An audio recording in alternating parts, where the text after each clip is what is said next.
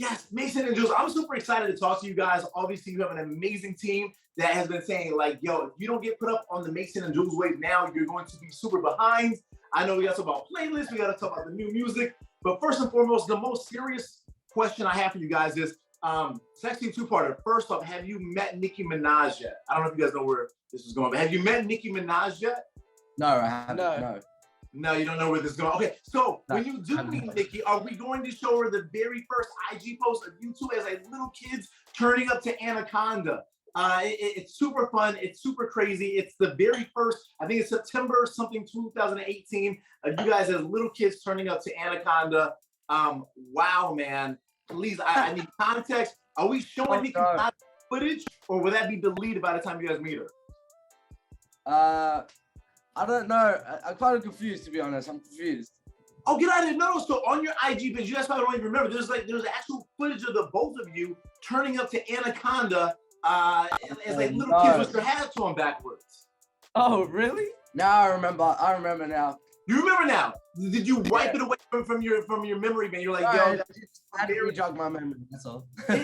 All the way back in 2018, but evidence, we call that receipts, right? We have the receipts, have footage of the both of you. I think you guys are both shirtless too. So that was before you became pop stars.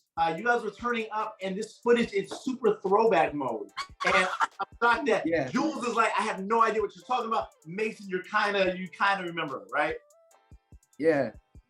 So are we showing Nicki Minaj's footage when the interaction happens, or are we going to delete that from the IG existence?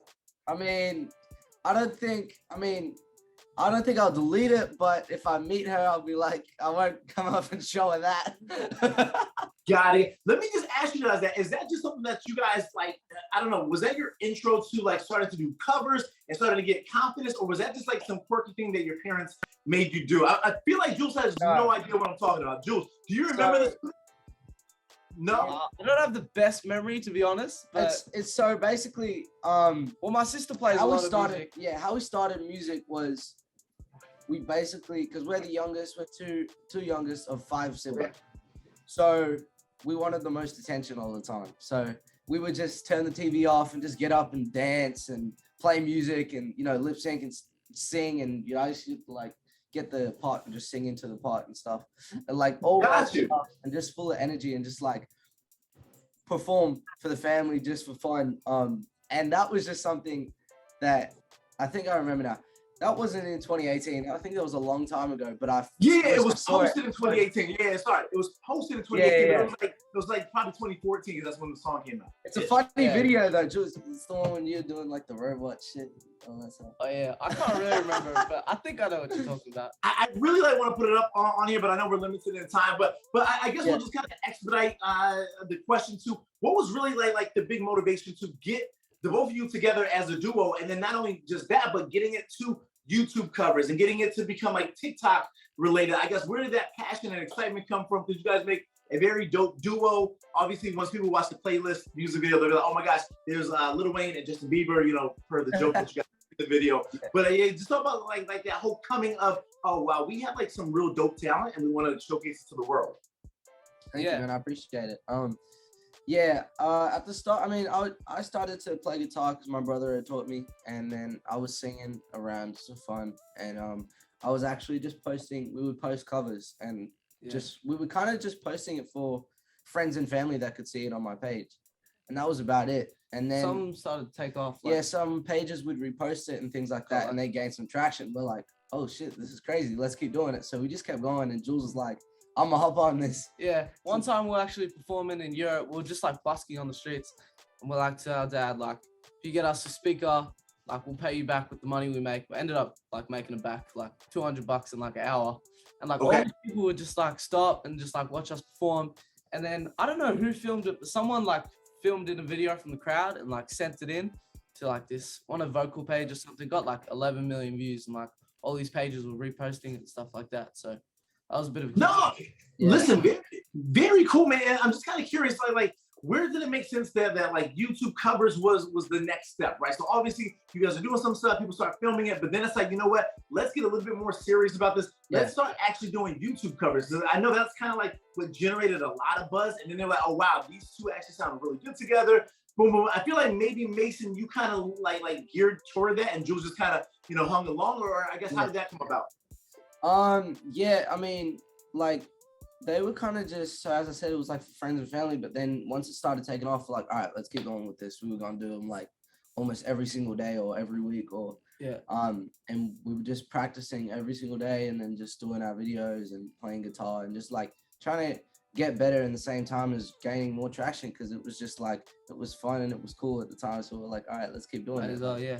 So it started to gain traction, and like it was something like we could just try and hold on to the most, and we just kept going. It was something that we loved, so we were just like, yeah, let's keep doing this. Let's do it on YouTube. Let's do it any way that we can. So very dope. Very, and I gotta ask you guys, is it irritating? And I imagine in LA, you guys still get mistaken for like London accents. Do people realize it's Australian, or do people just are so dumb and like, oh my gosh, are you from the UK? Like, do they realize it's Australian? Yeah, we get some crazy questions. Yeah, we do get a lot of crazy questions, but you know what? Actually, most of the time, people would think we're Australian, but when they try and do an Australian accent, it'll sound British. You do an Australian accent?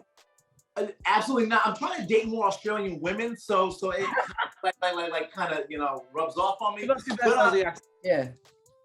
In Australia, all right. So hold up. I can say, good day, mate. How you going? Good day, mate. Hello there. Oh, it sounds good. Hello. This is more.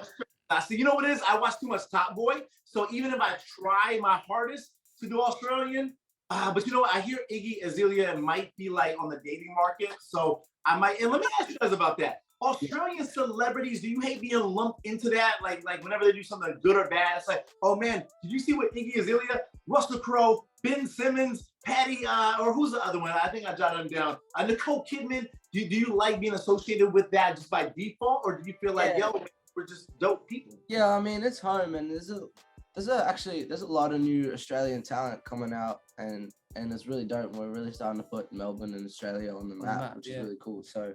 So yeah, I like to associate with fellow Australians and stuff like that. So yeah, it's cool. Very cool. And Jules, I feel like you don't get enough mic time, man. What about you, man? Are there any Australian celebrities or any people that you looked up to, you admire, that you just like, oh man, you know what? I hope maybe it's Iggy. Maybe you want to do a collab with her, or maybe share some screen time. Actually, we met her backstage at the Jumanji Festival. I mean, there's a bunch of huge Australian acts. I mean, AC/DC Australian, right? Yeah, AC/DC, Bee Gees, yeah. Very cool. Yeah. One thing that I want to also focus on with the Australian topic is, whoever I'm talking to, I always like to ask if they're like from like the South, if they live in LA now, or if they're from the UK and they live in LA or New York now. Like, this is called Attack the Culture. We always focus on culture, covering culture from all angles. I want to ask both of you, what is something Australian, like tradition, maybe dialogue, whatever the case is, that you just bring with you everywhere? I know the accent is everywhere, so we can't say the accent, right? But maybe it's the habit. Maybe it's currency. I was gonna say barbecue. Vegemite.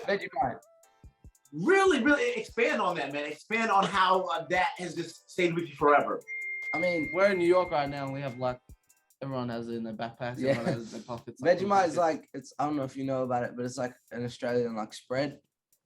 It's like salty. It's not like sweet or anything. And most people don't really like it from somewhere else. Oh, get out of here. It's kind of something you got to grow up on, but we have it like almost every single day on toast. Like, it's like, get out of here. Yo, you know what? That's so crazy, because not to put the attention back on me, but like having dated like an English woman before, like wherever we went, LA, New York, she always had to make sure she had tea from the UK, because like American tea is no way good, right? Like it's just something. So I feel like despite being an American, having so many imported spreads, there's nothing like Australian wedgie spread, right? Is that what we're doing? It's Vegemite. Do you have Vegemite? I'm gonna Google image it. Few things for you guys. Let's talk about playlists. Let's talk about the fun, because obviously you guys dropped Passion not too long ago, and it was real lovey-dovey. Had the whole Valentine's and lovey feeling. And then playlist comes, and not only is the song dope, but you guys show off like some acting chops. You got the entire like executives turning up. I think what Jules, you were called Lil Wayne, aka Lil Shit, right? And then I know for you, Mason, I think you were called Justin Bieber, and then I forgot the joke that went with that, right? Justin Bieber, no more like Justin Glover or something. Exactly, right. So talk about that, because I feel like as dope as you guys are as musicians, there's a fun comedic element. You guys are still teenagers, so you guys are allowed to have a little bit of fun. But just talk about adding a little bit of the comedy side to maybe just the visuals or maybe just the sounds. That was refreshing. Yeah. So yeah, we can see you have it in the background there. skip behind you. Bam, exactly. Yeah, we wrote the treatment for that one.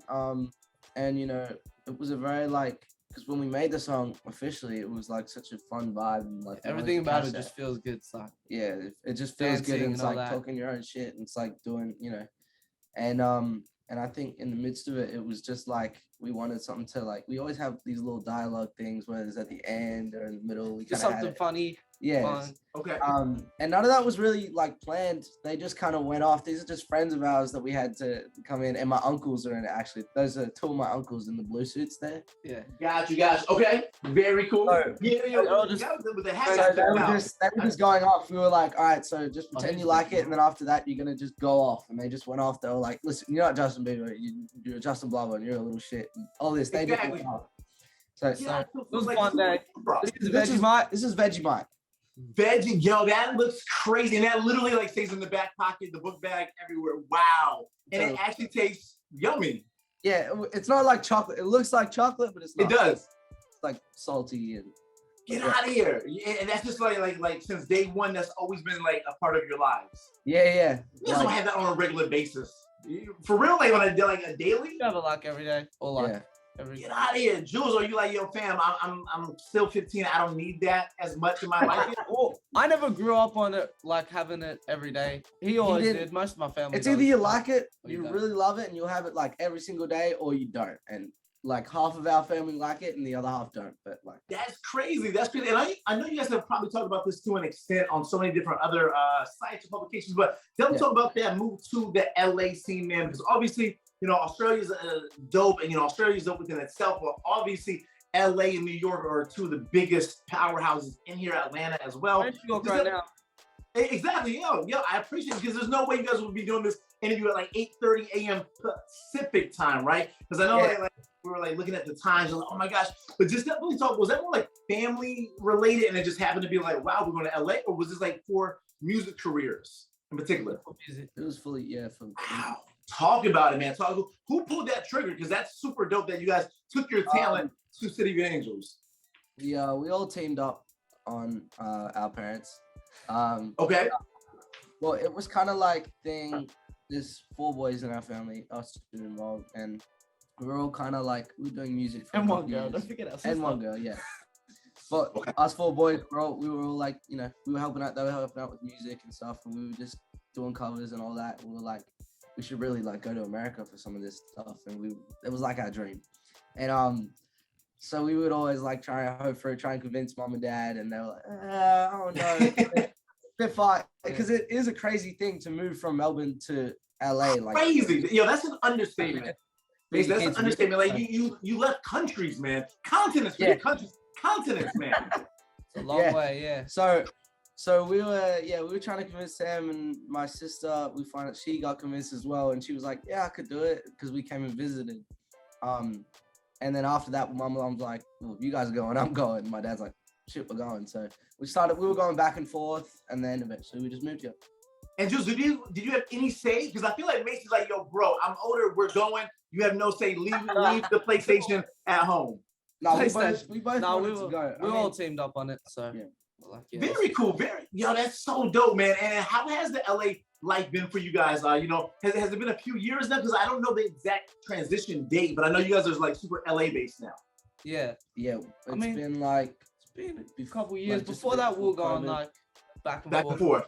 yeah. Got settled in, so now Got you. What's like the biggest LA type of like trend or lifestyle that you've fallen victim to, right? Like are you doing like the whole froggy voice like the Kardashians do, like and all that stuff? And there's gotta be 1 or 2 types of trends that you guys have just been like, oh man, I'm Australian, but this is an LA lifestyle that I've embraced and that I've completely taken on. And we won't talk about, I don't think cannabis is legal for teenagers quite yet, so we won't talk about that aspect of it, right? But outside of that, so that nobody gets in trouble, one or two lifestyles that you guys have embraced. And we're gonna start with Juelz because I know you're always listening and taking in your brother's answers. So you first. I mean, just the LA lifestyle, just going to the beach. The weather's always good, so I mean, Australia's not always hot like it is here. I mean, in LA, so it's like always surfing, you know, going to the beach, playing basketball. Very cool. Just about it, yeah. I feel like you do that in Melbourne or out there in Australia as well. So we'll give you a pass. But Mason, please, man, explain something that maybe you didn't do so much out there in Australia that, wow, now that you're in LA, that like, yo, you've completely embraced it. Yeah, one thing I would definitely say is there's like a lot of music opportunities out in LA and America, like fully, because you know you just walk past someone on the street and they're a producer, and it's like crazy because in Australia there's not much of that. Like you would have to look around for sure. Like there's not much of that in Australia, and I think in LA there's like so much creative and so much like it's very LA is cool because it's very like chase your dreams and like you know what I mean. So I think that's a cool part of LA. That's like been very different. Like there's a lot of opportunities out in LA. No, for sure. Let me ask both of you guys because it's a little bit like that in New York as well, where everyone wants to sell you a dope dream and everyone has amazing pitches, but obviously, you know, some are more real than others. Do you just rely, like who on your team do you rely on to kind of like filter out some of the craziness? Because obviously, as you guys gain momentum, more people are going to work with you, more people want to like do partnerships and stuff like that. But obviously, you don't want to jump at everything that comes your way. You want those things filtered out. Are we leaning on one of the brothers, one of the mini brothers, or that one lonely sister? Or do we have someone else that can like help out with the filtering process? Us. I mean, the family. Us and the fam. Okay. We've seen like a lot of snakes and stuff in LA and stuff like that. So we've seen our fair share of like different people. You know, LA's got its ups and downs with that kind of stuff. The music industry is very like Pretty crazy. hit or miss. So Yeah. it's it's a mixture of but it definitely like makes you stronger in the end. So and we learned a lot. No, for sure. A few things. I'm just keeping a note on the time because I want to like get a few more things at you guys. But you know, because you guys are so young and because it feels like a massive takeover that you guys have taken on, like who is there, you know, outside of the family that maybe has a few years in the game, and you know, you have a great team that actually helps set this conversation up. So I'm sure they help out a lot as well. But like any veteran or mentors that can kind of lean and chime in. Our manager Calvin, he's helped a lot. You know, we met him Okay. about a year and a bit ago, so it's been really good with him. Yeah, with He knows a Black bunch of people, and yeah, he's pretty experienced in it. But yeah, and he's just an awesome dude. Got you. A few more things we got to talk about. Of course, the new project. Can we lock in? I have April 29th on there. Are we officially locked in for going on 21? Yeah, we locked going in. on 21. Officially locked in. Just give me an idea because, like I said, we talked about passion having a vibe, and we talked about playlists having a different type of vibe. Ultimately, what are you delivering the most on this particular project? Is just a mixture of all types of good feelings. Odes to Australia. It's definitely Everything. something that you wouldn't expect. Like there's a lot of different vibes and feels on there. Yeah, it's a So, mixture of everything. I mean, we listen to like a bunch of different music, different inspirations, so it's like it's not like categorized.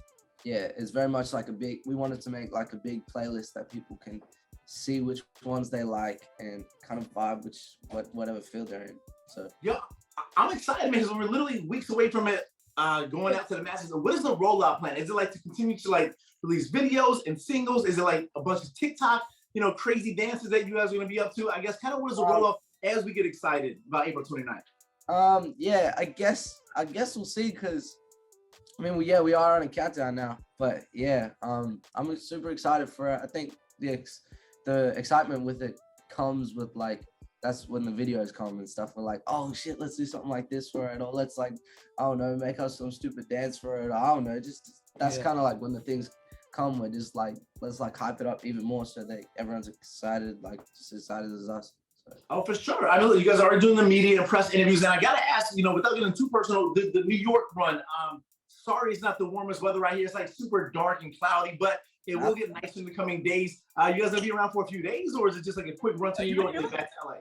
You in New York? I'm literally, okay, so technically I'm 2 minutes outside this city. I'm like literally right in Uptown, but I'm like on the Jersey side. So I'm literally in the New York area, man. So like when I found out that you guys are here, I'm like, oh my gosh, man, that's crazy. Is it gonna be for the entire week or you headed right back? we're gonna be here, I think, until Saturday. Or something. So we're here for a Something like couple more days. Nice. And just give me a rundown. First, no way it's your first time out here, right? No. No, we came here. We were younger. I think I was like 10. Yeah, I was probably like 9. Oh, but So, since growing up, or sort of since gaining a following, this is like your first official like superstar visit, right? Yeah. Very dope. So just give me a quick rundown. What is it that, with the next 48 hours to spare that you guys have to make sure you get off of the bucket list, man? I know Junior's Cheesecake. Come on, the Barclays, you got to get you out to a Nets game. Give me some ideas of where people might bump into you at. Not at the exact time, but. I want to go see Madison Square Garden. Okay. Which is, That's it, just Madison Square. Juelz, man, there's got to be something that is calling your name. Brooklyn Bridge, the Empire State Building. Yeah. We haven't been there yet. Went to Times Square last night. We actually rode a bike there. Yeah. It's pretty cool. Get out of here. Saw the billboards and stuff. That's pretty cool. Yeah, that was cool. And also the Brooklyn Bridge. And the Brooklyn Bridge. What do you think? Listen, are you kidding me, man? I could look, being that I live out here, I've made New York like dating haven, right? So I always have like 3,500 things to do that are fun. So, all right, just a few things and we'll try to wrap it up. You guys got to try to make it, even if you don't go inside, you got to go past Junior's Cheesecake, right? So that's like an all-time famous place. It's right in Brooklyn. It's by the Barclays Center. So you don't really need to say Madison Square Garden because, we're Brooklyn Nets fans out here. So we don't really rock with the Knicks like that. So just keep on going over to like Kevin Durant and all the guys over there at the Barclays Center. So I would say Barclays Center, Junior's Cheesecake is right there. You guys got to go through the Lower East Side. So hopefully you can remember this. The Lower East Side, like Nas has a restaurant called Sweet Chick out there. There's Cat's Deli. There's so many dope things. I literally have a massive list of things to do. But nonetheless. Okay, I'll try and remember all that. Try to remember like at least 3 of those things. I have a bunch of other like random things to throw at you, but I don't want to take a minute away from you guys enjoying New York. So in these final moments, man, what are you just anticipating, getting excited about as we get to this finish line, man, just with this hard body work and obviously what's coming up after April 29th. So expectations going to April 29th. And then once the album drops, how is it looking as we go into summertime? Juelz and Mason. A lot of new music. It's looking good. It looks good in summertime. Yeah, I'm really happy that it worked out for it to come just before summertime, which is cool. For sure. I'm a vibes on there too. So that'll be really cool to enjoy during the summertime for people to listen to that during then. So that'll be cool. But yeah, as for new music, we have new music every day. Like, so there's like thousands of songs that we got. So nice. We're getting like the next project ready and a bunch of new things. So yeah. Guys, you guys can